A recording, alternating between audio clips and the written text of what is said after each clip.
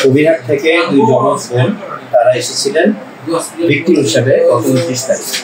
আসার পর আমরা তাদেরকে হাসপাতালে ভর্তি করি এবং সেই মুহূর্তে প্রয়োজনীয় সকল চিকিৎসা দেওয়া হয়েছে এবং প্রয়োজনীয় যে সকল পরীক্ষা নিরীক্ষা সেগুলো প্রাথমিকভাবে সম্পন্ন করা হয়েছে। কিন্তু যেহেতু ওই সময় তারা কোনো মামলা করেনি, সেজন্য সেগুলোর অফিসিয়াল রিপোর্ট দেওয়ার প্রয়োজন ছিল না। পরবর্তীতে 2 তারিখে ওনারা মামলা করেন এবং মামলা করার পর আজকে তারা এসকর্ট সহ এসেছেন। এসকর্ট মানে পুলিশ এসকর্ট, এবং পুলিশ এসকর্ট সহ আসার পরে সেই প্রসিডিউরগুলো যেগুলো আইনি পদক্ষেপ সেগুলো এখন চলে। আমার বোন জিনিসটা যখন বৃদ্ধি করতে পারে ওদের ব্যথা বেদনার কথা, তখন আমাদেরকে অবহিত করার পরে আমরা থানা থেকে পুলিশের সাহায্য নিয়ে ওদেরকে উদ্ধার করে এবং সামাজিক লোকরা সহ ওদেরকে উদ্ধার করে পুলিশের হাতে হস্তান্তর করি। আমরা ওই দিন রাতে পুলিশ তাকে নিয়ে যায়। এখন কি চাও তোমরা? এখন আমরা এটা সুস্থ বিচার চাই, সর্বোচ্চ পরিমাণে বাংলাদেশের আইন অনুযায়ী আমাদের সুস্থ বিচার চাই। ওরা কি ঘটনা নামাজ দেওয়ার চেষ্টা করছে? এলাকার মাতব্বর যারা ছিল, এলাকার চৌকিদার, ওরা বলছে যে এগুলো কাউকে জানানো দরকার না, আমরা এটাকে একটা বিচার করবো। এগুলো বলে আমার বোনকে এগুলা ওরা কারো জানাতে দেয় নাই।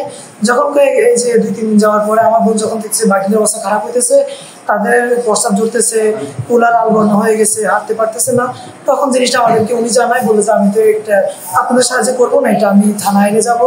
তারা আমাদেরকে জানায় এবং কি আমরা তখনই সামাজিক লোকদেরকে নিয়ে পুলিশ ডেকে ওদেরকে হস্তান্তর করি পুলিশের হাতে, এবং কি আমরা থানায় একটা মামলা করি এটা নিয়ে। জি, আসসালামু আলাইকুম। আমি বকুল ইসলাম সোহেল। আসলে আমাদের ছোট 2 বাগ্নির সাথে আসলে যে মর্মান্তিক ঘটনা ঘটছে সেটা আসলে বলে বোঝানোর মতো না, খুবই দুঃখজনক বিষয়। তো এই জন্য আসলে বড় বোন আমাদেরকে বিষয়টা আগে জানাতে পারে না, যার কারণ হচ্ছে তার সামাজিক ভিত্তিতে সামাজিক কাদের যে আপনার মাতাব্বররা আছে তাদের সাথে পরামর্শ করার পরে তারা না করছিল যেহেতু কর্মস্থলে কারোর সাথে কথা না বলে, এই বিষয় নিয়ে যেহেতু হাইলাইট না করে, তারা বললো যে তারা নাকি এই বিষয় এই সমস্যা বুঝছেন, তারা সুস্থ একটা বিচার করবে এবং কি তারা ভালো একটা আপনার ট্রিটমেন্টের আশ্বাস দিয়ে দেয়। হ্যাঁ ভালো একটা আশ্বাস দিয়েছে। অবশেষে বড় বোনকে বলছে যেহেতু হাইলাইট না করে, এই জন্য বড় বোন কাউকে হাইলাইট করে নেয়।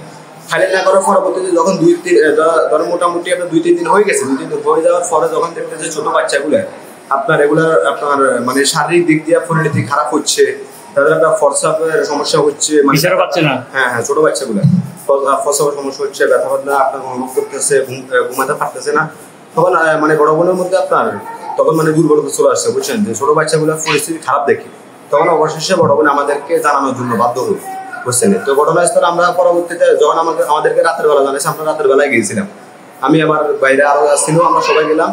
যাওয়ার পর আপনার আমরা প্রশাসনিকভাবে আপনার জানালাম আর কি বুঝছেন। প্রশাসনিকভাবে জানানোর পর আপনার কবিরহাট থানা থেকে ফোর্স গেছে। ফোর্স যাওয়ার পর আমরা ওই ছেলেটাকে ধরছি, তার বাড়ি থেকে বের করে তাদের স্থানীয় কিছু লোকজন ছিল তাদের সাথে পরামর্শ করে কথা বলে ওই ছেলেকে আমরা তাদের ঘর থেকে বের করে স্থানীয় লোকদেরকে নিয়ে পরবর্তীতে আমরা আইনের রাস্তায় দিয়ে দিয়েছিলাম। কি চান আপনারা? আমরা সর্বোচ্চ পরিমাণের আপনার এই আপনার খারাপ যে কাজটা করছে আমার ছোট বাগ্নিদের সাথে, আমরা এটা সর্বোচ্চ পরিমাণে বিচার চাই।